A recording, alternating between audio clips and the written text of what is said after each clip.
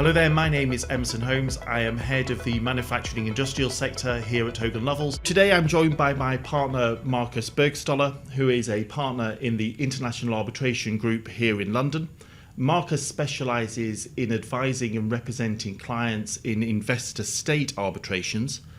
In circumstances where many of our clients in the manufacturing and industrial sector are considering investing sometimes hundreds of millions or if not billions of dollars in countries where they perhaps have not invested before, we thought it'd be a good opportunity to provide our clients and others with Markus's insights into how you might go about protecting your investments, either via relying upon investor-state treaties or in an arbitration. Markus, could you just provide us, please, with an overview of investor-state arbitrations and investor-state treaties? Thank you very much, Emerson. Investment treaties are treaties concluded between two states, which enable investors, as defined in the investment treaty, who have made investments in the host state of the investment, to bring claims before an international tribunal for internationally wrongful conduct by the host state. So you need to fulfill at least two requirements in order to be protected. You need to be an investor, as defined in the investment treaty, of the home state of the investor, which is typically if you hold the nationality as an individual, or if you are incorporated in a state, then you would be deemed a national of that state. Mm-hmm. Some investment treaties would also have additional requirements, such as that you would have to have substantial business activities or a seat in the home jurisdiction of your investment. But in some, and in fact in quite a few investment treaties, the mere incorporation would suffice. Mm. For example, most UK investment treaties would only have an incorporation requirement, meaning if as a company you're incorporated in England and Wales, you would be deemed an investor of the United Kingdom under most UK's investment treaties. Mm. And then you have to have made an investment in order to be protected. So the investment could be, for example, a shareholding in a locally incorporated company, or it could be a factory, or it could be any other investment that you have made in the host state of the investment. If you fulfill these two requirements, then you would typically be protected under an investment treaty. Mm-hmm. These investment treaties then have typical investment protection guarantees, such as the protection against uncompensated expropriation, or the obligation to accord fair and equitable treatment to investments. Mm-hmm. So these are investment protection guarantees that the host state of the investment has signed up to. And if these requirements are not fulfilled in the view of the investor, it could bring a claim before an international tribunal, mm-hmm, alleging breach of the host state investment protection guarantees in the investment treaty. And then, as is the case in investment arbitration as well as in commercial arbitration, you would have a tribunal typically of 3 arbitrators sitting over that case and deciding whether the state in fact then has breached, subject to its jurisdiction, mm-hmm, breached investment protection guarantees, and would typically, if successful, order the host state then to pay compensation to, mm-hmm, the successful investor. So that's, in a nutshell, what investor-state arbitration is about. Thanks very much, Markus. I thought that was very useful as it were overview of investor-state arbitrations. And we'll come on to discuss some of the guarantees that you highlighted there. But based upon what you said, are all countries signatories to investor-state treaties? Or are there some countries that are not signatories to investor-state treaties? So it's pretty widespread. There are more than 2,500 investment treaties in force, both of bilateral as multilateral nature. Of course, mm-hmm, there are some countries who have more investment treaties in place than others. The country with more investment treaties in place than any other country is Germany. The UK is also ranking very high. China is another country with, mm-hmm, a vast network of investment treaties. And there would be other countries with fewer or indeed no investment treaties in place. Brazil is one significant jurisdiction that has no investment treaties in force. Does the United States, are they signatories to investment treaties? Yes, the number is relatively limited, so not as significant as the UK or Germany, but yes, the United States also has signed up to a number of investment treaties, about 40 or so, as well as multilateral treaties such as the legacy NAFTA or the USMCA, that is the successor of the NAFTA. But the number of investment treaties in force in relation to the United States is more limited, as compared to, for example, Germany or the UK or other European jurisdictions. Wonderful. Thanks for that, Markus. So it seems to me as though investment treaty arbitration could be very important for companies who operate in the M&I, the manufacturing industrials sector, because those businesses tend to invest for the long term. They also are very location-specific investments. So, for example, they may want to invest in a manufacturing facility in the United States, or maybe in Germany, or maybe in the UK. And therefore, those investments are going to be highly exposed to government actions. These are the guarantees that you talked about earlier. Is that right as an overview of how the entities in the M&I sector would be relying upon investment treaty arbitrations? Yes, so there are a number of statistics out there, and it's always difficult to differentiate the sectors and what exactly is understood. But if one looks at the most recent statistics by ICSID, which is short for the International Center for the Settlement of Investment Disputes, where about 2/3 or so of all investment treaty disputes are being arbitrated before, you see that about 50% of all these disputes are oil, gas, mining, other energy. So there could be some manufacturing disputes among those. And if you look then at construction, in particular chemicals, transportation and the like, you have about another third or so. Right. So altogether, the vast majority of investor-state disputes are either manufacturing, industrials, and even more so energy. There are very few disputes outside of these sectors as far as investor-state is concerned. There are a few in the life sciences, in finance, in communications, but the vast majority are energy-related, construction-related disputes. Great. I wonder now whether we can just unpack some of the guarantees that you talked about earlier, Markus. And I think you said that one of the guarantees or the protections that these treaties offer is protection against expropriation or nationalisation. How do investor treaties protect entities from expropriation or nationalisation? And what is meant by those two concepts? Thank you. So nationalization is really a term for widespread expropriation in the number of businesses within one sector. So if you nationalize, say, a sector, say the finance sector, then that you talk about a nationalization. Expropriation would be a measure targeting one business. Then you typically talk about an expropriation. So nationalization is a widespread measure of expropriation targeting an entire sector of an economy.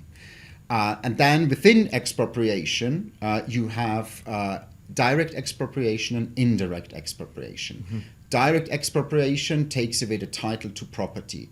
These are less common than indirect expropriations because, subject to a few exceptions, where a government would target a business or maybe even an entire industry with an expropriation decree. Governments are more sophisticated typically when they target measures towards a certain business. And then you talk of indirect expropriation. And indirect expropriation is typically understood as keeping the title of property to the investor, but would amount to a substantial deprivation of the value of the investment of the investor.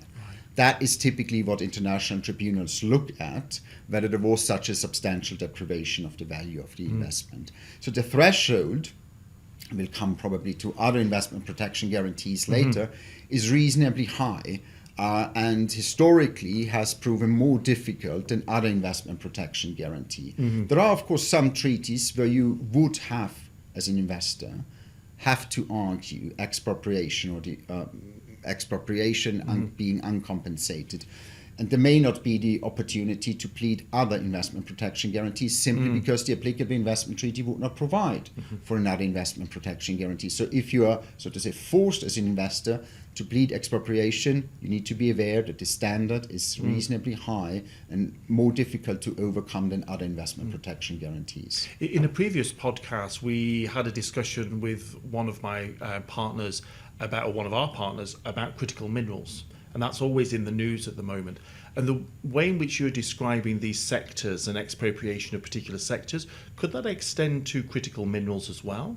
So there's particular land with lots of critical minerals in, an investor may have invested in those lands, but given what's happening in the world and the geopolitical situation, a government may want to expropriate or target that particular land with all the critical minerals in. Would that fact pattern give rise to a potential investor treaty arbitration? Yes, and we see that frequently, in particular in Latin America, right. As well as in Africa, where we see a number of measures by governments, both targeting licenses that have been given away or land.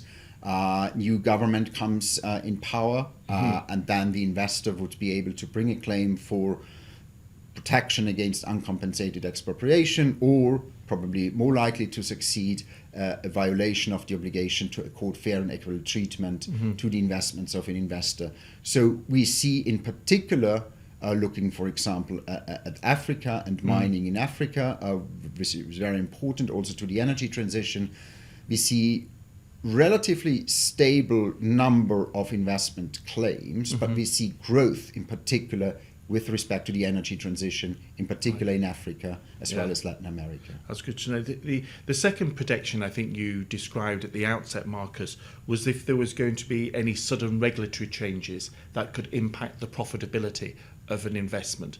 Could you just expand upon that? What regulatory changes do you have in mind, and to what extent do those regulatory changes need to have a direct impact on the profitability of an investment? So the international arbitral practice that has developed with respect to changes in the legislative or regulatory framework typically speaks of fundamental or radical changes. As with many other concepts in investor-state arbitration, that looks and sounds, and probably is, slightly vague. So it's very fact-intense. So you need to look as an international tribunal, what was the legislative, the regulatory framework at the time of the investment, and how did that change over time? So was it that the investor had a legitimate expectation that assurances, for example, were given by the host state government such that the framework would stay as it is, or would at least stay roughly as it is? And if you then have a fundamental change, for example, you had no tax and then suddenly you would impose a tax of very significant amount, which would then amount to radical change, then a tribunal may well say, look, at the outset of the investment, there was no tax imposed, there was no talk of any tax being imposed, and suddenly out of nowhere and with no justification, you targeted that sector and you imposed a tax of X percent, for example. Or you changed a license approval system which was previously differently regulated, and then suddenly you backpedal, you made assurances to the investor, and then you backpedal and completely change the licensing regime, for example. So the words the tribunal tend to use were fundamental and radical changes. It looks vague, but when you go through the analysis, it shows that tribunals look very carefully, what did it look like at the outset of the investment? How did it change over time? Were assurances given at the outset, which is difficult to evidence for most investors, because governments tend to be sophisticated enough in order not to leave a paper trail and sit around meetings and have agreed meeting notes and then say, we assure you that for the next 10 years it stays as it is. So what you then need to do as investors, obviously, to look at evidence that either you have internal notes, or you have meeting notes, or you have witness evidence corroborating what some documents may say. But this is very fact intense typically, and you need to look whether these changes were radical or fundamental, whatever that means in the eyes of the tribunal. And I think in your answer there, Markus, which I thought was really helpful, you mentioned that there was no legitimate basis for the change in the regulations. I'm just thinking, for example, a number of countries are now talking about national security and changes in regulations because of a national security concern. Does national security and the concept of national security come into play when considering regulatory changes? Yes, it does. And we have seen a number of recent cases where national security concerns have played a role. The most important, perhaps, or most advanced case is the case that was brought by UY against Sweden. Right. This related to licenses given away by the Swedish regulator, and which effectively excluded UY from bidding. UY then brought a claim under the Sweden-China Investment Treaty. This is a case that is running for a number of years now. A hearing took place here in London in November and December 2024, so which may come to a final decision fairly soon. And obviously the measure in this case by the Swedish government, as in other cases as well, was based on national security grounds. Right. Because there was, a lot of concern about UY getting access to certain information that the Swedish government did not feel comfortable with, and there was obviously also pressure from other governments, which made it difficult for the Swedish government to, proceed as UI wanted it to proceed. Yeah. Similar measures in the national security space were taken by the Canadian government. A company called Hikvision also threatened a claim against the Canadian government. And there is a more recent example concerning the Netherlands, where Wingtech, a Chinese company, also threatened claims against the Dutch government. When it was known that, I think on 15 October 2025, that company threatened claims over measures by the Dutch government, which effectively took away the decision for Nesperia to continue to operate in the Netherlands. That's great. We'll come on to the Wintec decision, I think, or that case a little bit later. But just going back again to something that you're talking about in terms of national security, just because it's so important now, I think, and it's at the forefront of a lot of people's minds when they're investing in countries. Is it usually the case that arbitral tribunals defer to the national government when they waive national security considerations? You know, in English jurisprudence and maybe in jurisprudence across the world, national courts tend to defer to governments when they raise a national security concern. Is that the case in arbitration, or do they look at things very differently? Yes, it's fairly similar, right, in a sense that international tribunals do not typically sit over decisions which really go to national security concerns of governments and sit there and say, well, we would have decided differently. So international tribunals are very restrained in putting themselves in the shoes of national security decisions. It would also trigger a very significant backlash, of which there has been some already, if suddenly 3 arbitrators the public has never known about sit somewhere in a hearing room in London or in Washington or elsewhere, and then step in the shoes of a government that made decisions based on evidence or real concerns. Of course, if it was an arbitrary decision making, which has no rational basis, where there was no real basis for the decision making, then there may be an angle, I think, for investors to make a more robust case. But principally speaking, international tribunals, international courts in general, are very reluctant to step in the shoes of the decision maker when national security is concerned, and is concerned in a way that the tribunal feels comfortable that there was really not a made-up ground, but there were really national security concerns for the government's decision making. Wonderful, thanks, Markus. Just going back again to the guarantees that we're discussing. And the third guarantee, I think, is protection against discriminatory treatment favouring local competitors. I just wonder you can just expand upon that particular guarantee protection, Markus. So discrimination comes into play in numerous aspects. I had previously mentioned fair and equitable treatment. Fair and equitable treatment is the most important, statistics suggest, and international arbitral practice suggests, investment protection guarantee. This is contained in investment treaties. That also contains a protection against non-discrimination. So whenever governments discriminate in favor of national companies, that could violate the fair and equal treatment provision. There is also a national treatment obligation enshrined in most investment treaties, which also comes into play, whereby governments are obliged to treat foreign investors, if they're protected under an investment treaty, the same as national investors or national investments that were made by national companies. Right. So typically it's seen by tribunals to be enshrined in the fair and equal treatment provision and is also wrapped up in the discussion of fair and equal treatment. Really? Are there some examples of where tribunals have found that a particular law or a particular regulation is found in favour of local companies and therefore is discriminatory?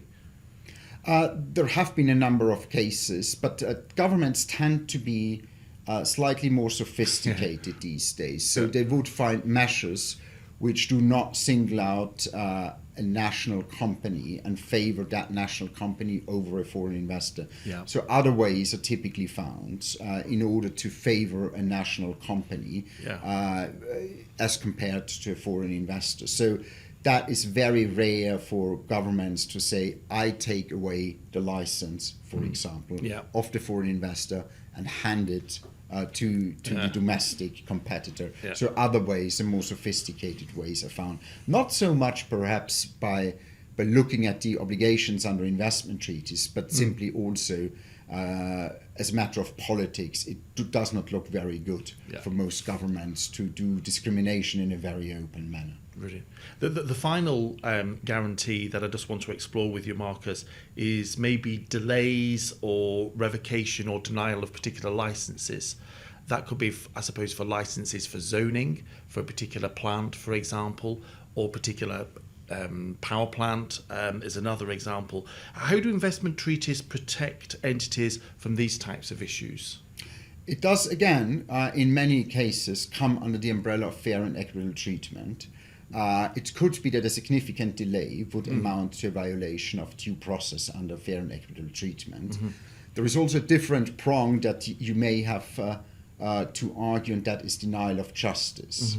Denial of justice can not only be argued in court proceedings, but also in relation to administrative proceedings. And as the saying goes, justice delayed is justice denied. So if these administrative or court proceedings take longer, then under the protection against denial of justice, then that may violate that obligation as well. But tribunals, again, have been fairly reluctant here to find a denial of justice.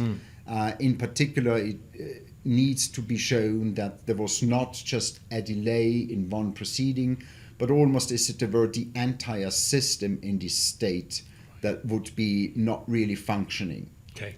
So just sort of because high threshold, because you know, a court or administrative proceedings took a year or two or three or four, that alone would not suffice in order to find a denial of justice. So historically, and that hasn't changed a lot over the years, tribunals have said that there would really have to be a fundamental problem as a matter of principle with the system of, say, awarding licenses or the court proceedings such that there would be a denial of justice. Great. So I suppose going back to companies who are thinking about investing in countries across the world, it could be Saudi Arabia, it could be the United States, it could be China. How do they set up their investments? How do they structure their investments so they could avail themselves of investment treaties?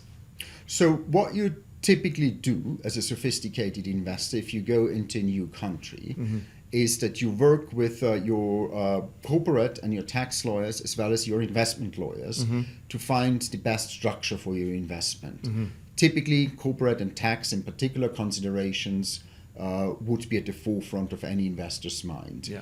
However, in particular, if you invest in jurisdictions where you could foresee a problem later on, it may well be that investment structuring considerations also come into play. So if you invest in a country, take Saudi Arabia that you mentioned, what you would be doing is that you look what countries does the host state jurisdiction, say Saudi Arabia, have an investment treaty in force with. So the number of Saudi investment treaties is fairly limited, but you have a number of jurisdictions that in principle come into play. Of course, Saudi Arabia has investment treaties with a number of countries in the region, but those jurisdictions do not tend to be very favorable from a corporate and from a tax perspective. Right. So looking at Saudi Arabia, for example, one option could be There is a treaty in force with Singapore. That could be an option. There is a treaty in force with Belgium and Luxembourg, which in particular is favorable in a number of cases when you consider tax considerations. So there are a number of options in most jurisdictions that are more sensible than others from the outset, simply because of the jurisdictions that have an investment treaty in force, general investment climate in the host state as well as the home state, and in particular tax considerations. So if you look at the number of investment claims brought, for example, under Dutch treaties or under Belgian and Luxembourg treaties, is significantly higher than you would expect. And the simple reason is that many investors have picked these jurisdictions when structuring their investment. The Dutch treaties tend to be favorable for investment structuring and tax structuring. Luxembourg companies tend to be favorable. So you have a lot more claims brought under Dutch and Belgian and Luxembourg treaties than would really fit the size of these jurisdictions. Just taking the example of, say, the Singapore and Saudi Arabia investment treaty, as I understand it, you have to have some kind of presence in Singapore in order to avail yourself of that treaty. What type of establishment do you have to have in Singapore? For example, could it be just a PO box? You've just registered a company and you're routing all your investments through that company. You don't have any staff. You might not even have an office. It's just a PO box. Or does it have to be something more substantial? And if it has to be something more substantial, how much more? Yeah, it depends on the definition of investor in the applicable investment treaty. Some treaties, as I'd mentioned, have a mere incorporation requirement, which means that a PO box company would suffice. Right. Other companies, in order to avail themselves from investment protection guarantees, need to have a presence. I mentioned, for example, the Netherlands and Luxembourg previously. So most Dutch treaties, for example, have a mere incorporation requirement, so that would suffice. In Luxembourg, you frequently find the definition of investor that you have to have not only incorporated a company in Belgium or in Luxembourg, more likely in Luxembourg for tax treaties purposes, but also that you have to have your seat in Luxembourg. Then the question, this goes to your question, is what does a seat mean? That is then typically a question of local law, but there is also international arbitral practice that developed over time. What does a seat, or as you find, for example, in many Swiss treaties, what substantial economic activities or substantial business activities mean? If you have this requirement, then tribunals typically look whether management decisions are being made in that jurisdiction, whether there is staff there, that people are on the payroll there, that taxes are paid in that jurisdiction, that management meetings take place, that there is more than a PO box. So it's not a set number of factors, but in particular whether there is some managerial control and some people being employed in that jurisdiction is what tribunals tend to look at. Well, thanks, Markus. Moving on to a slightly separate topic, and it's tariffs. We hear about tariffs almost every day, if not every day, then certainly every week, coming from the US. You mentioned previously that the US do have a number of treaties that they are signatories to that offer protection for investors. Do you see that there is an overlap between tariffs being imposed by the administration in the US and investor state arbitrations and investor state treaties? So investors can avail themselves of certain treaties if they are caught by tariffs?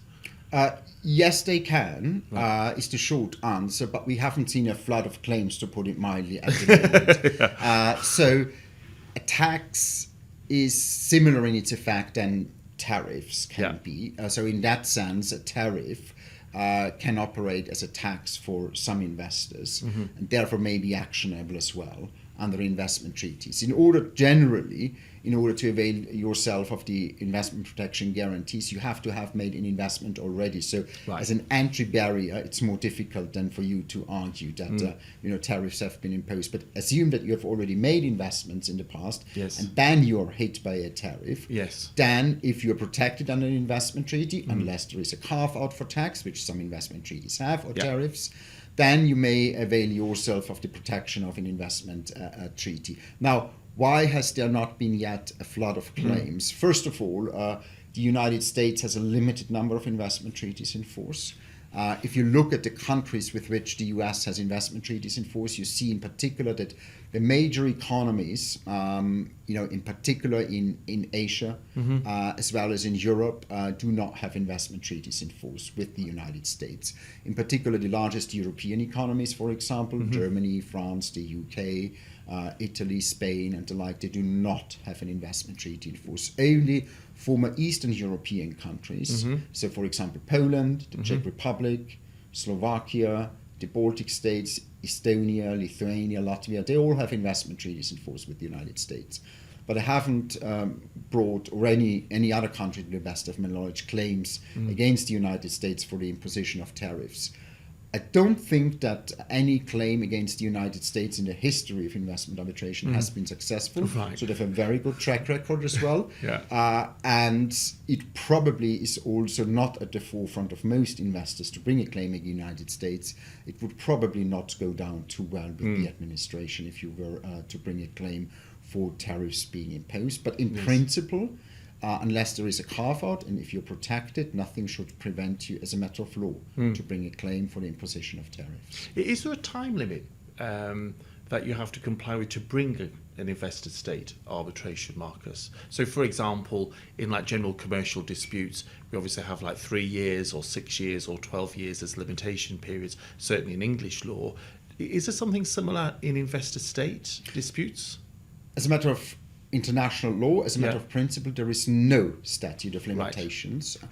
Some investment treaties have provisions which foresee that claims need to be brought within 3 years from the dispute becoming known, or the facts of the dispute becoming known, or should have become known to the investor.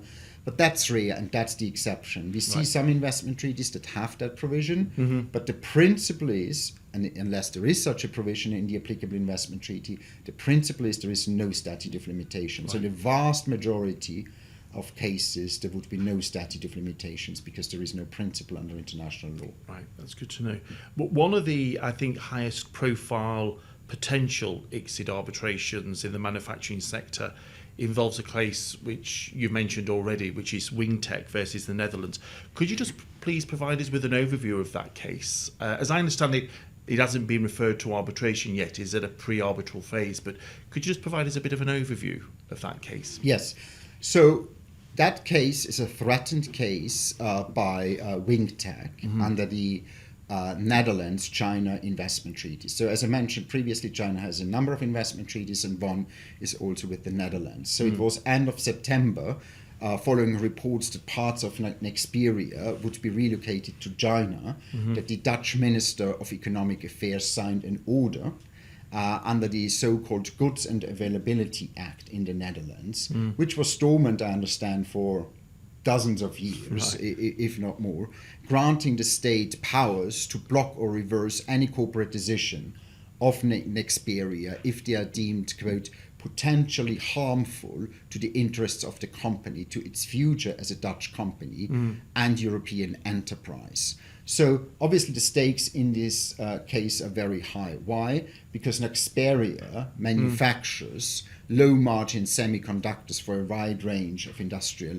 applications and playing a critical role in particular for Europe's automotive supply chain. So the company has been owned by a Chinese company called Wingtech Technology, and that company then condemned, obviously, the Dutch government's move. And threatened claims under the Dutch-Netherlands investment treaty. So they sent what is called a notice of dispute, understand on 15 October. So many investment treaties provide for this requirement to file a notice of dispute before you can launch arbitration. There are some investment treaties who don't, but most have. In this case, there is a so-called 6-month notice period or waiting period, meaning within 6 months, if there is no amicable settlement of the dispute, Wingtech could start arbitration, which would then be 15 April. So in about 2 months' time or so, Wingtech could bring a claim against these measures by the Dutch government with respect to Wingtech. So whether or not they will bring the claim or not is yet to be seen, but in principle they can after the expiry of the 6 months period. So in 2 months' time they could bring this action, and that would be, as for example I mentioned the UI case, another case where a European government has taken measures on the ground of national security, and that probably would also be a case then before the World Bank's International Centre for the Settlement of Investment Disputes. Thanks very much, Markus. It's certainly a case which, certainly in the M&I sector, we should be keeping an eye on, and let's see what happens in April of this year. So that concludes our discussion, Markus. I think that's been incredibly useful. Hopefully clients and contacts will have got quite a lot of information from what you've said. It's quite clear that this is really an important area that companies should be considering as they're investing throughout the world. Thank you, Markus.